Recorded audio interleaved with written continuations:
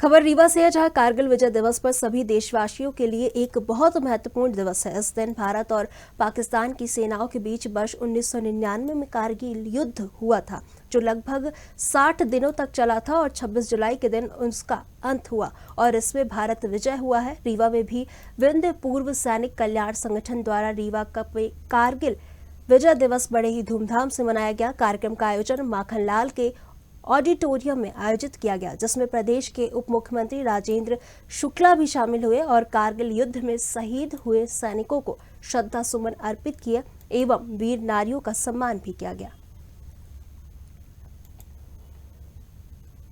यहाँ पर पूर्व सैनिक संगठन ने किया कारगिल विजय दिवस की बहुत बड़ी सफलता मिली थी।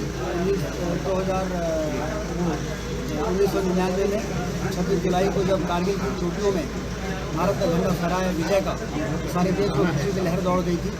ऐसे ऐतिहासिक अवसरों को हमेशा हमको याद रखना है, जिससे कि आने वाली पीढ़ी को प्रेरणा मिले, सैनिकों का हौसला बढ़े और जो लोग शहीद हो गए हैं उनके परिजनों का सम्मान बढ़े।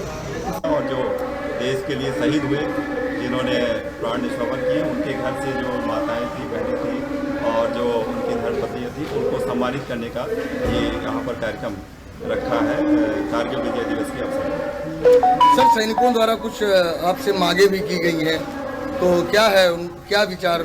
हाँ, मांग उन्होंने यहाँ पर मंच के माध्यम से की है। मैंने उनसे बोला है कि विधिवत आप रिटर्न में पूरी डिटेल आप लेकर के आइए, यदि वो यथोचित है और ऐसा लगता है कि मतलब जो कुछ भी इस देश में कुछ हो सका है वो सैनिकों की वजह से हो सका है, क्योंकि जब सीमाओं पर सुरक्षा रहती है, जब सीमाओं पर लोग हमारे जवान शहीद होते हैं और वहाँ पे खड़े रहते हैं रात दिन, तो निश्चित तौर पर हम यहाँ चैन से काम कर पाते हैं।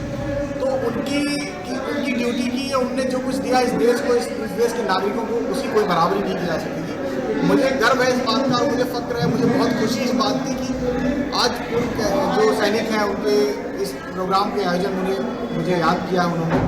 और इस कारगिल विजय दिवस पर जिसमें हम लोगों ने इतनी में एक शेर है, शहीदों की मज़ारों पर लगेंगे हर बरस मेले, वतन पे मरने वालों का यही बाकी निशान होगा। कारगिल में जिस तरह से हमारे वीर जवानों ने दुश्मनों को परास्त करके हमें स्वतंत्रता दी, क्योंकि अगर उनके कदम देश की तरफ बढ़ते तो हम लोग कल्पना नहीं कर सकते कि हम किस स्थिति में आज होते। उन लोगों ने जो आज यहाँ पर एकत्र हैं, उनके परिजनों ने या उनसे जुड़े हुए लोगों ने अपनी शहादत देकर हमारी और हमारे देश की सुरक्षा की है। हम उनको नमन करते हैं और हम सब भारतीयों का